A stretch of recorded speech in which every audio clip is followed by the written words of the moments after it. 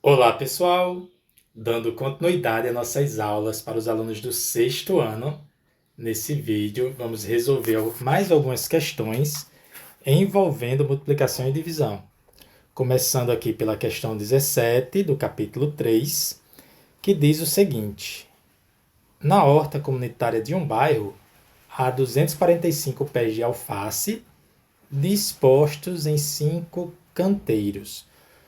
Como assim, professor? Dispostos em 5 canteiros, tá?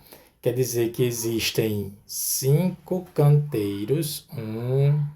2, 3, 4, 5. E os 245 pés de alface estão nesses canteiros, tá?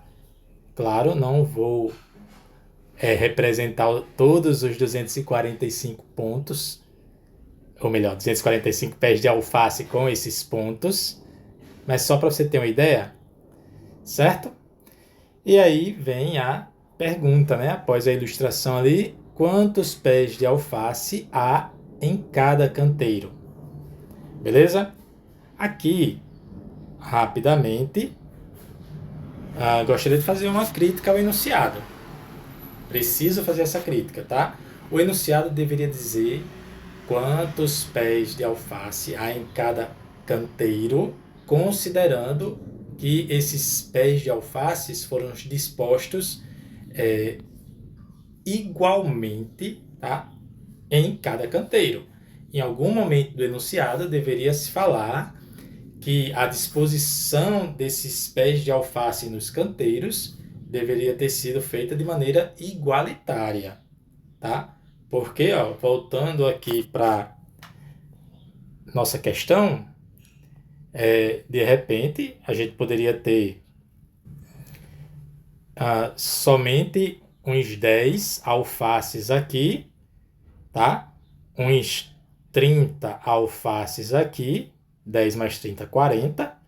Uns 5 alfaces aqui, tá? 45. E aí teríamos que ter 100 alfaces nessa outra e 100 nessa outra. Então, o enunciado não fala de que essa distribuição foi igualitária. Vamos assumir que foi uma distribuição igualitária para poder responder a essa pergunta, tá certo? Então, assumindo isso, feita essa ressalva, então vamos pegar aqui 245 pés de alface divididos igualitariamente em 5 canteiros. E aí, se você for fera em matemática, você não precisa colocar essas letrinhas aqui, tá bom? Mas se você tiver dificuldade com divisão, aconselho demais colocar as letrinhas. Unidade, dezena e centena. Para você começar pensando, 2 centenas divididos para 5 pessoas, canteiros, como queira. 2 centenas dividido para 5 dá quantas centenas para cada? 0 centena para cada, né? Porque se eu colocar 1 centena para cada, só temos 2. Então a gente distribui 1, 2 e ainda vão ficar 3 pessoas sem receber, tá? Então, 0 centena para cada, certo? Quando isso acontecer, então a gente começa trocando 2 centenas por 20 dezenas. E assim a gente então junta essas 20 dezenas com essas outras 4 dezenas que aqui estão, e a gente tem 24 dezenas para dividir para 5 pessoas. Dá quantas dezenas para cada?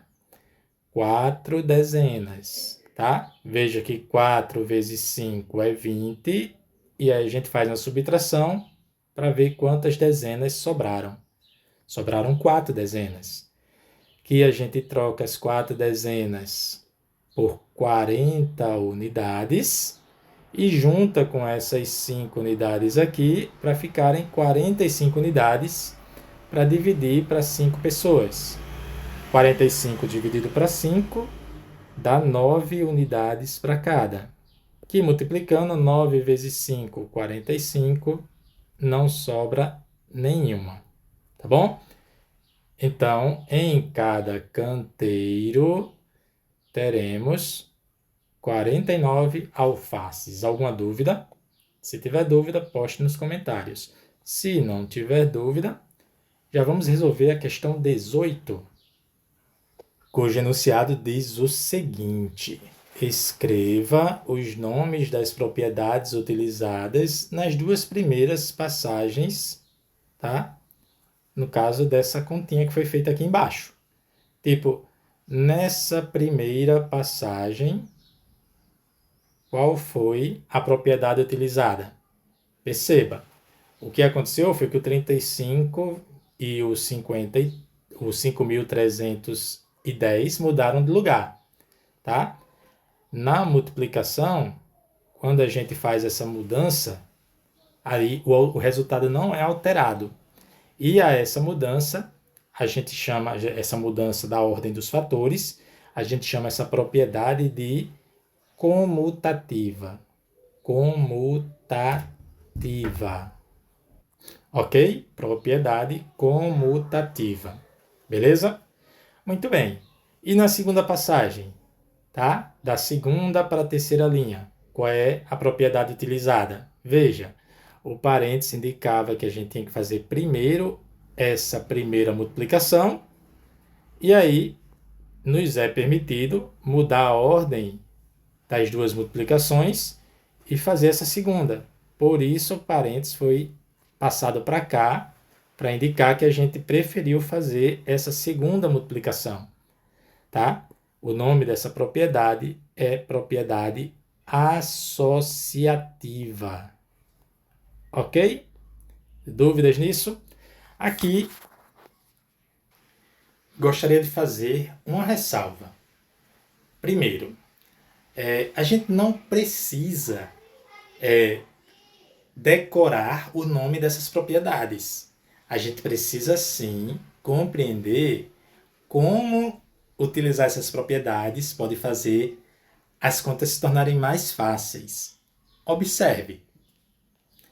Se a gente tivesse feito essa multiplicação do 35 vezes 5.310 para depois multiplicar por 2, daria muito mais trabalho do que primeiro multiplicar por 2, porque a multiplicação por 2 deu facilmente aqui 70, e em seguida ficou bem mais fácil multiplicar 7 por 531 e repetir esses dois zeros.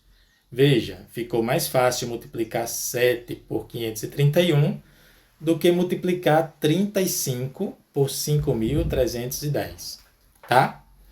Beleza? E por isso, por que ficou mais fácil? Porque a gente ficou aqui com números terminados em zero e na multiplicação por números terminados em zero, a gente repete essa quantidade de zeros e faz a multiplicação só dos outros números. Ok? Muito bem. Se tiver qualquer dúvida, posta nos comentários. Se não tiver dúvida, até a nossa próxima aula.